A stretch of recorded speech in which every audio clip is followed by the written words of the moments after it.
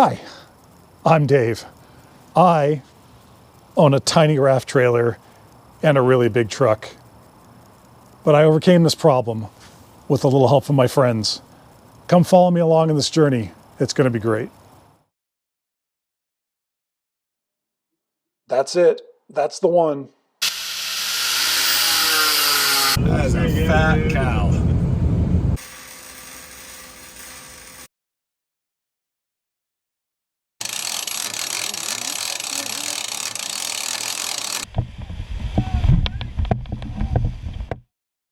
So my first solution was to get a trailer hitch for my tiny car, which is a Honda Element. That was really a Band-Aid fix. Then I started borrowing my good friend Ian's trailer, and that one worked out really well up until I took it on the Owyhee River, which is outside of Rome, Oregon. And that road system getting into this amazing canyon is really rough. So the road in question is Birch Creek Road. It is a 32.5-mile road that, as of this recording, just reopened 4 days ago. It is gravel, it is steep, it often washes out, but it is rather picturesque. Here's a photo of me from 2019. The first 5.5 miles are absolutely brutal. You're looking at a 3,400-foot elevation gain, lots of twists. You definitely need the truck to be in four-wheel drive low. Here is a good idea of how twisty it is. Sometimes you even get blocked by the local wildlife. Big old cow right there. Once you get past that 5.5, though, it's nice and flat, and it takes you all the way over to Highway 95. So I needed the ultimate trailer platform to tackle Birch Creek Road. And I happen to be watching a little HBO miniseries called Generation Kill. And in that miniseries, the Marines are running around in Humvees, and one of the Humvees had a trailer on it. And I'm like, that's it. And then I stumbled across this particular one on Facebook Marketplace. This is a M1101 military trailer. I bought it from a cool dude named Zach, who had done some of the heavy lifting for me already. He converted the military 12-pin trailer plug into a standard 7-pin trailer plug.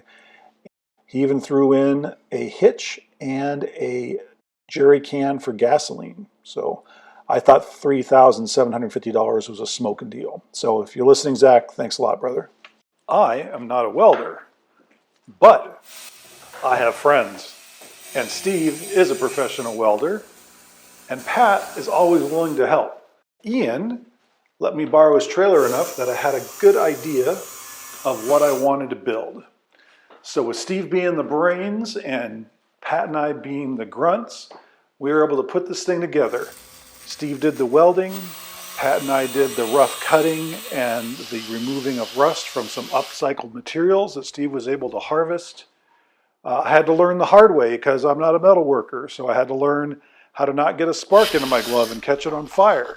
And I also had to learn to hold on to the tool tightly when I'm cutting pipe. But at the end of the day, I'm pretty darn proud of it. What do you think? This is the final product. It's going to go on its maiden voyage on the Clackamas River. Come follow us along. I'll give you a tour on how awesome this thing is. The internal measurements of this trailer is 85 inches long by 80 inches wide and 18 inches tall. When it's empty, it only weighs 1,460 pounds because it's primarily made out of aluminum. The other thing that's a nice bonus when you buy a military trailer is you get all these extra tie-down points on the floor. The deck itself, 9 foot, 8 3/4 inches. What? So I've got 7 foot wide by 9 foot 9 inches long. That gives me this much square footage of decking for this raft. Shot. See how this winch works.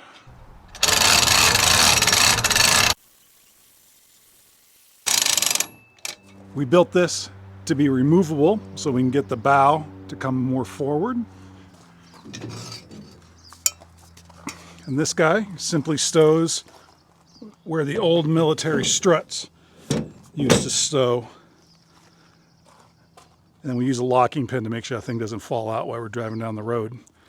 So some of you might be asking, why did I build this deck so tall? Why didn't I just simply have the boat deck land at the height of the military trailer?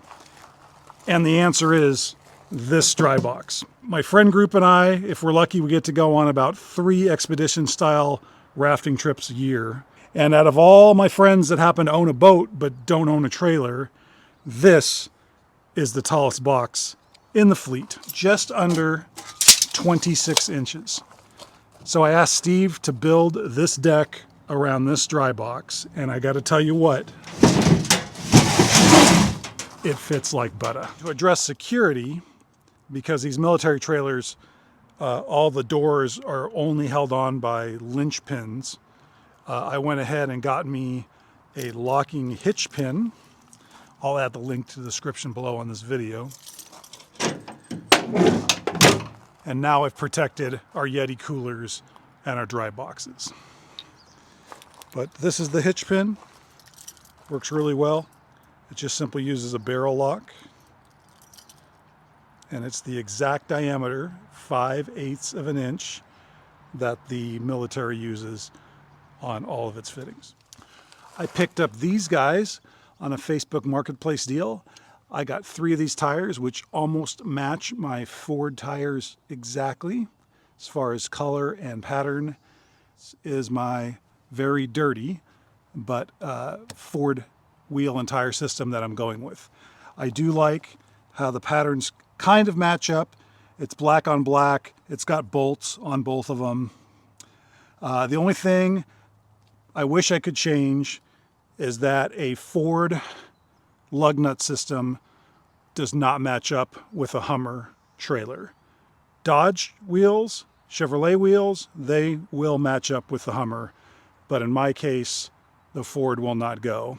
And I love my Ford. So, gotta run a spare tire for the truck, gotta run a spare tire for the military raft trailer. I opted to remove my spare tire hoist from my 2001 Ford F-350 for this trailer project. What I love about this idea is I'm taking something that I was planning on deleting because I added a full-size spare tire, got rid of that factory spare tire, but I'm glad I didn't delete it because now I have a way to use something that I was going to throw away. These tools will now be used to access my spare tire on the Humvee trailer. So with the Ford factory spare tire tool, I can simply drop that in and lower the tire.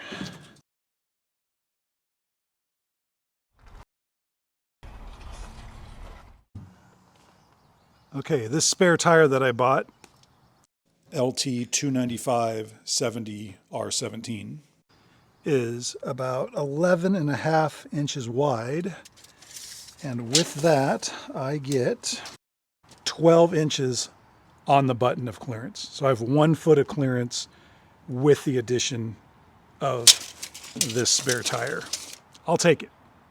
Factory on this thing was 19.5. Only lost about 7. This is Keely Dog. Hi, Keely. Say hi, Keely Dog.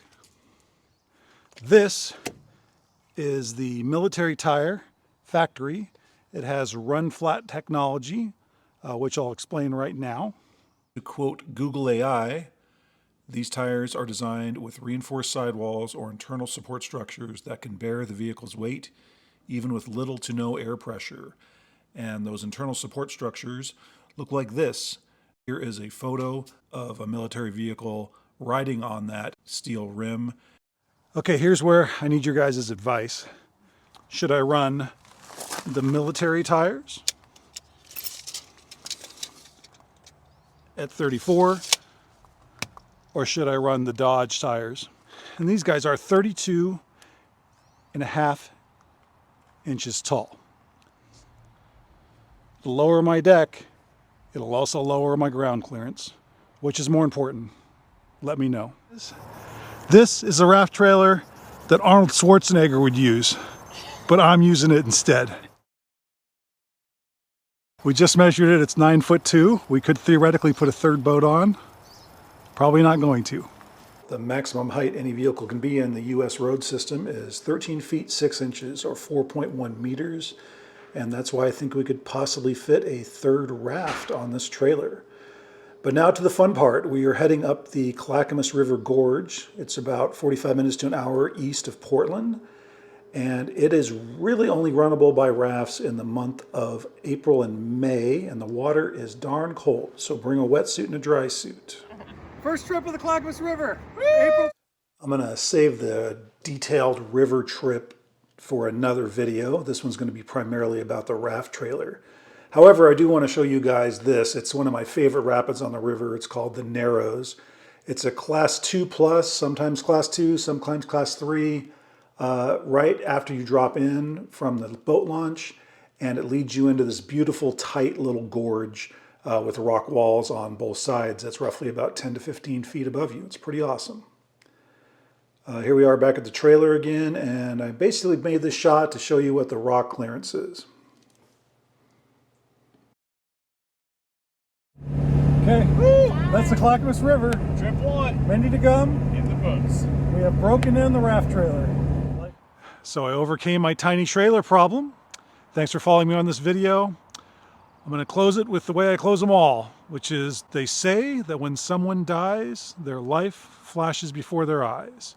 And I plan to make that slideshow as epic as possible. Build your slideshow, guys.